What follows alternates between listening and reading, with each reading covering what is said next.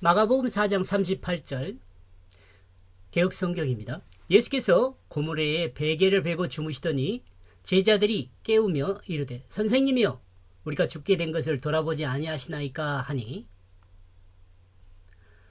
제가 번역한 내용. 그리고 그 자신은 그 고물 안에 있다. 그 베개를 베고 잠들어 있다. 새로운 세상을 의미하는 배가 출발했는데 그 배에 예수님이 잠들어 있습니다.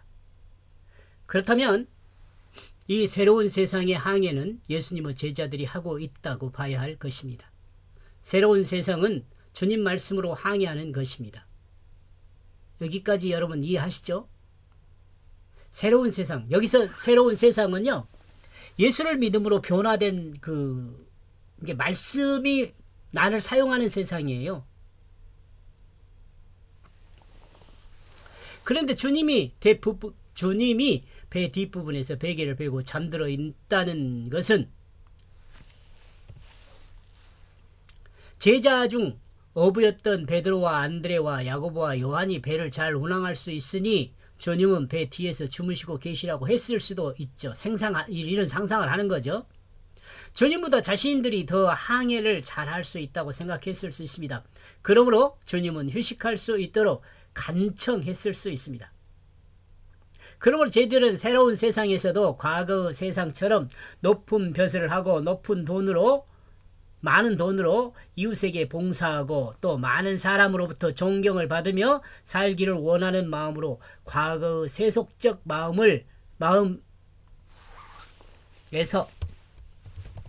마음에서 벗어나지 못했다고 볼 수 있습니다. 배를 온전히 운항할 수 있는 베드로와 안드레가 항해의 중심이 되었을 수 있습니다. 야고보, 요한은 아버지 밑에서 일했기 때문에 조금은 자신이 없었을 수도 있습니다. 이런 생각 해볼 수 있죠. 제 생각이 맞다는 게 아니에요. 여러분, 이렇게 생각을 해볼 수 있다는 거예요. 그러므로 그들은 그 자신을 깨우고 있다. 여기서 그들은 예수님의 제자들이죠. 여기서 자신은 예수님이고요. 아마도 이때 예수님을 깨운 제자들은 배를 운항하는 제자들이 아닌 다른 제자들이었을 것입니다. 만약 앞에서 말한 것과 같이 베드로와 안드레가 배를 운항했다면 야고보와 요한 또한 다른 제자들이 예수님을 깨웠을 것입니다. 선생님, 우리는 저들의 항해를 믿을 수 없으니 주님이 정리해 주십시오라고요.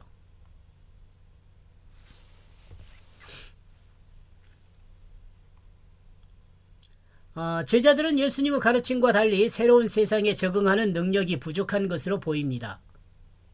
그러나 이 시대와 비교하면 예수님의 제자들이 몇 배는 더 빠른 것으로 보입니다.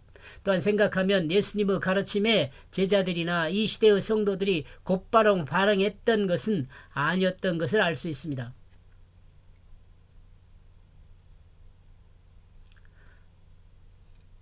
또한 생각하면 예수님의 가르침에 제자들이나 이 시대의 성도들이 곧바로 반응했던 것은 아닌 것을 알 수 있습니다.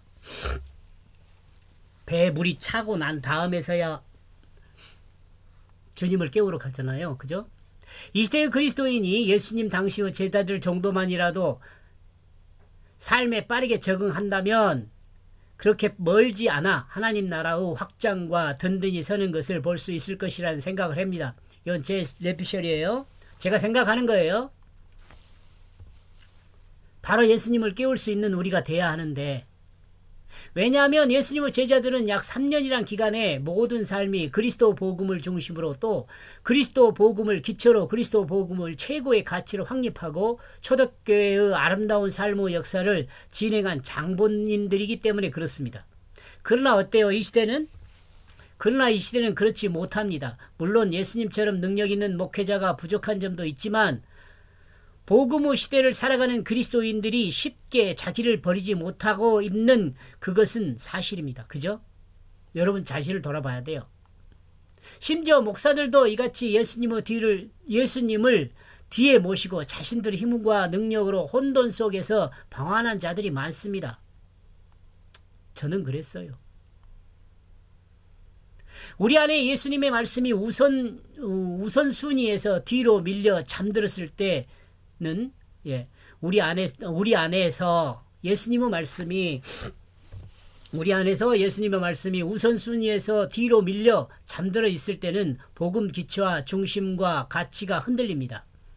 복음 중심과 복음의 가치가 흔들려요. 그러나 우리 안에 내가 죽고 주님의 말씀이 활동하게 되면 복음 중심, 복음 기초, 복음 가치가 살아나게 되죠.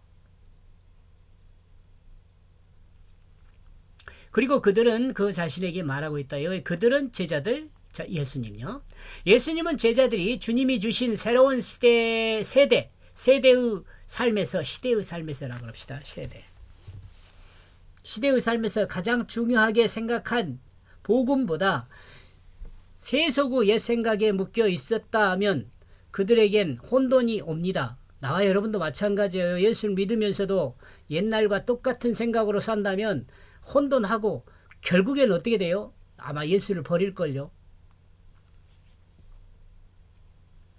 그러므로 우리는 예배 시간의 말씀을 통해 또한 말씀의 묵상과 기도를 통해 복음의 기초에, 복음의 중심에, 복음의 가치에 주님이 인도하는 그 하나님 나라를 확장하고 든든히 세우는 그리스도인이 되어야 한다는 거죠.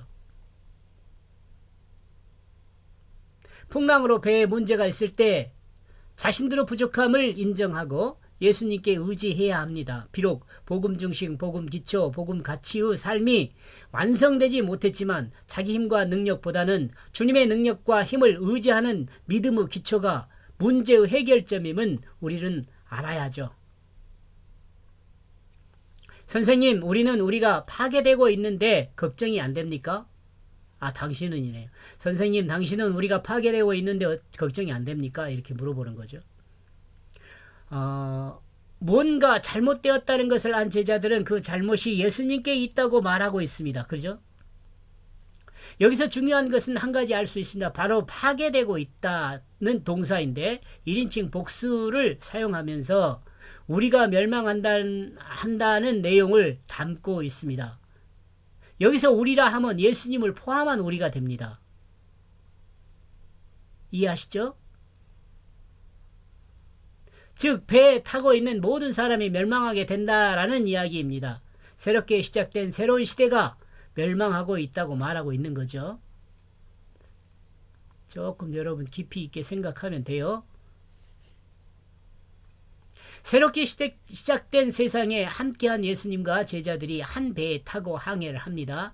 이 항해의 목적은 바로 그것 때문이라고 말할 수 있습니다. 그런데 제자들은 예수님을 향하여 당신은 그것을 중요하게 생각하지 않는다. 왜냐하면 당신 때문에 발생된 문제들이 세상을 흔들고 급기야 그 영향으로 우리가 함께 죽게 되었는데도 아무런 일을 하지 않고 있다. 더욱이 선생님으로서 앞서서 문제를 해결하지 않고 뒤에서 자고 있다고 투덜거리고 있는 거죠.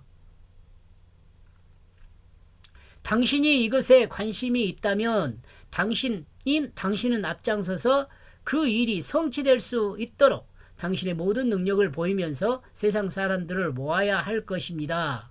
그런데 왜 당신은 뒷짐지고 자고만 있습니까? 당신이 뒷짐지고 자고 있기에 우리가 생각하는 새로운 세상은 서지도 못하고 멸망하고 말 것입니다. 지금 이 내피셜입니다.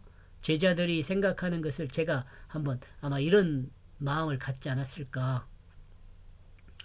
예수님의 제자들이 생각하는 새로운 세상은 하나님 나라가 아니라 과거와 현재에 존재하고 있는 그 세상의 연장선에서 이해한 것으로 보입니다.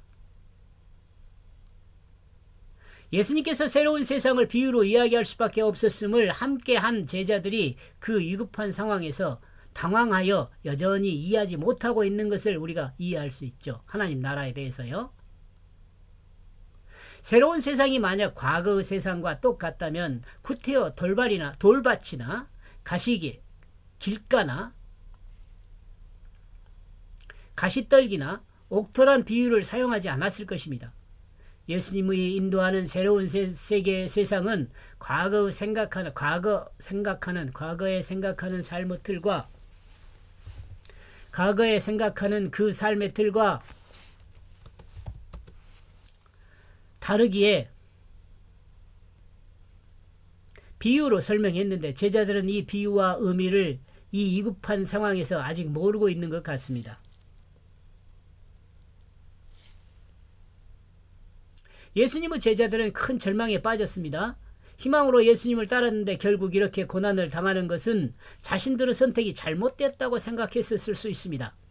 이는 자신들의 선택만 불신한 것이 아니라 예수님까지 불신한 거죠. 이와 같은 결과로 제자들이 할 수 있는 말은 우리가 파괴되고 있다라는 말이었습니다.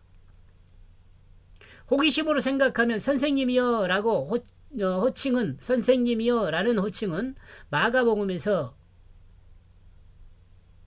예수님의 제자 중 요한이 두 번째로 사용한 것으로 기록되어 있습니다. 그러나 대부분 이 호칭은 예수님을 시험하거나 문제 해결을 요청하는 과정에서 예수님을 부르는 호칭이었습니다. 이 참고 구절은 여러분 참고해 보시기 바랍니다. 예수님을 믿으면 예수 앞에서 모든 문제를 해결하기 때문에 모든 문제는 해결되고 새로운 세상에서 주님과 함께 행복한 삶을 살 것으로 생각할 수 있습니다. 사실 그렇게 될 수 있습니다. 그러나 조건이 있습니다. 자신의 육체적 욕망을 죽이고 새롭게 거듭난 생명으로 산다면 그렇게 될 수 있습니다. 그러나 대부분의 삶은 자신의 육체적 욕망을 죽이지 못하고 그 욕망이 있는 그대로 복음을 받아들이기 때문에 그 삶에서 늘 충돌이 일어나게 됩니다. 사실 제자들이 논쟁하고 관심 있는 세속적인 문제엔 예수님은 관심이 없습니다. 예수님의 관심은 하나님 나라의 완성입니다. 하나님 나라의 완성. 그러므로 어쩌면 예수님께서 바라고 소망하는 것은 세속에 대한 제자들의 관심을 멸망시키고 이제 새로운 삶의 틀을 가지고 출발하는 새로운 삶의 틀을 정립하여 살게 하는 것이 주님이 가지고 있는 제자들에 대한 소망이라고 할 수 있습니다. 나와 여러분에게 동일하죠.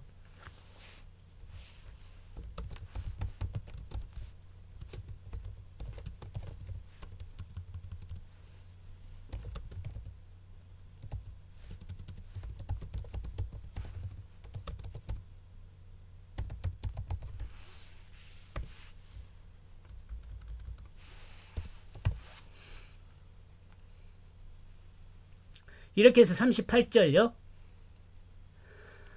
그리고 그 자신은 그 고물 안에 있다. 그 베개를 베고 잠들어 있다. 그러므로 그들이 그 자신을 깨우고 있다. 그리고 그들은 그 자신에게 말하고 있다. 선생님, 당신은 우리가 파괴되고 있는데 걱정이 안 됩니까? 고물 안에서 베개를 베고 자는 예수님을 제자들이 깨워 자신들이 파괴되고 있다고 말하고 있습니다. 여기까지 보겠습니다. 고맙습니다.